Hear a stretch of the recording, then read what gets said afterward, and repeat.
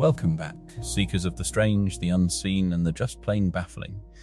I'm Peter Kennedy, your guide through the uncanny corridors of the human experience. This is Into the Paradox, the podcast where we peel back the layers of mystery, one paradox at a time. Today we're diving into a report that feels ripped straight from a low-budget horror flick, but it's a real-life case submitted by a listener who asked to remain anonymous. It's a story about a house that was physically moved, an ever-present shadow man, a protective dog, and a lingering sense of being watched. Joining me is our resident paranormal researcher, Dr. Anastasia, who will help us untangle the folklore, the psychology, and the possible physics behind this phenomenon. Anastasia, before we get into analysis, let's lay out the facts as they were presented. Sure thing, Peter. Here's the timeline. As the caller, let's call her M for mysterious described it. We moved 4 years ago. An old Victorian-style house was dismantled and re-erected on a new lot. Immediately after the relocation, all malevolent phenomena began. Names called softly, unexplained thumps, doors closing on their own. First sightings 2 years ago, Em and her 18-year-old daughter began seeing a tall, dark humanoid silhouette at the edge of their peripheral vision, mostly in the hallway. The figure would flash away when looked at directly. No hostile intent was felt, just an unsettling creep factor. The canine intervention. 1 year ago, Em rescued a stray dog left on the road and brought it home. After the dog settled in, the tall shadow stopped appearing. The family cat, however, had no effect. Return a new figure. 6 months ago, following the dog's death, the tall shadow reappeared, plus a smaller shadow figure, roughly the height of Em's daughter. The smaller figure is only visible to Em, never to her daughter. The daughter continues to see the tall one, but not the small one. Other anomalies. The son, who lives in another town, reports none of this in his room. A friend of the daughter claimed a touch on the cheek in the daughter's bedroom. Em feels a constant sense of being watched while she works in that same room. The ask. I'd like them all gone. I'm too old for creeps. Em also added a brief disclaimer about psychosis and urged anyone experiencing solitary hallucinations to seek medical advice. Got it. A moving house, layered apparitions, a canine guardian, and a lingering feeling of surveillance. Let's unpack that.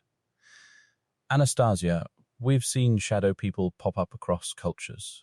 What are the common threads? The archetype of the shadow man is surprisingly universal. A few key motifs. Culture. British name Shadowman. Dark figure, typical description. Tall black silhouette, peripheral vision vanishes when stared. Core interpretation, often linked to residual energy from traumatic events or psychic imprint of past occupants. Culture. Native American Ojibwe. Name Mishidajabishish. Shadow being, typical description. Dark shape that watches from corners. Best or interpretation. Seen as a spirit that can be protective or warning. Culture. Japanese name Kago. Typical description. Elongated silhouette, often in hallways. Core interpretation. Usually an omen of death or a lingering soul. Culture. Scandinavian. Name Mara, though more of a sleep paralysis entity. Typical description. Dark, oppressive presence on the chest. Core interpretation. Associated with nightmares and feeling watched.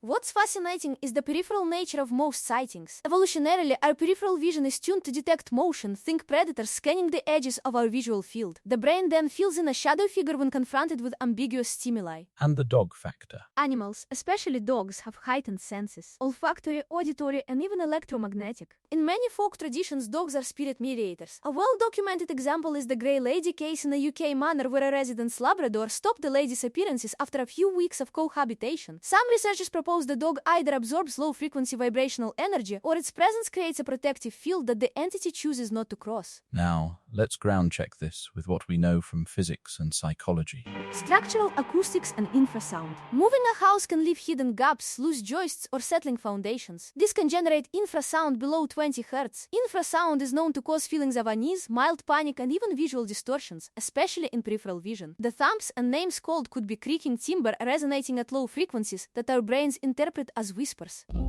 Electromagnetic fields, EMFs. Old wiring, especially after a relocation, can produce fluctuating EMFs. Studies, e.g. the Hansel and Barlow 2017 experiment, show that participants exposed to 0.5 TUPUE breathweight, seeing shadowy figures. Dogs are less affected by EMF fluctuations due to different neural pathways, which may explain the dog's protective effect.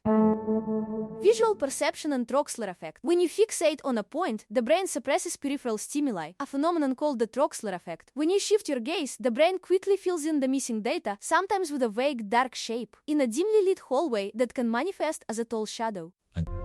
sleep deprivation and stress. M's account mentions the house being a new home, likely stressful. Chronic stress heightens the amygdala, making us more prone to hypervigilance and misinterpretation of ambiguous cues. Collective suggestibility. Once the first sighting was reported, the idea of a shadow figure becomes a cultural script for the family. It's a sort of feedback loop. Expectation, attentional bias, perceived sightings. So you're saying we have a cocktail of environmental, neurological, and cultural ingredients. Exactly. Each factor alone might not produce a full-blown shadow man experience, but together they create a perfect storm. We can't ignore the metaphysical possibilities. Some listeners swear by the spirit hypothesis. How do we treat that? When a phenomenon is reported by multiple independent witnesses, here M, her daughter, and the daughter's friend, it raises the probability that something external is happening. That doesn't prove a ghost, but it does merit a multidisciplinary investigation. Paranormal fieldwork, thermal imaging, EMF meters, audio recorders, architectural inspection, look for hidden ducts, voids, or structural anomalies. Medical screening, rule out visual or neurological disorders. If after exhaustive testing the data still shows anomalous readings, we have to keep an open mind. History is full of cases that later turned out to be, well, something else entirely. Assuming M wants the shadows gone, what can she do right now? Environmental audit. Hire a structural engineer to check for settling foundations, loose floorboards and hidden cavities. Conduct an infrasound measurement using a calibrated microphone. Even a smartphone app can give a rough reading. If present, install low-frequency dampeners, foam padding, heavy curtains. Electromagnetic mitigation. Use a Gauss meter to map EMF hotspots. If any exceed 0.5 mean T, replace old wiring or add EMF shielding paint. Lighting and visual cues. Add soft diffused lighting to hallways and the office. Eliminate stark shadows that can trigger the Troxler effect. Install motion-activated nightlights. Continuous low-level illumination reduces peripheral voids. Animal allies. If feasible, consider adopting another dog. Studies suggest the presence of a second animal can reinforce the protective field. Psychological support. Even though others see the entities, stress can amplify perception. A session with a therapist trained in trauma-focused cognitive behavioral therapy, TFCBT, can help reframe the experience. 0.5 Bruxelles Yassoni need.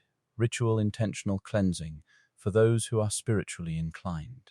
Simple, non-religious rituals like smudging with sage, ringing a bell, or intention setting can provide a sense of agency and often reduces anxiety. Documentation. Keep a log. Date, time, location, environmental conditions, who saw what. This helps identify patterns, e.g. sightings after a thunderstorm or during high-stress periods. Professional paranormal consultation.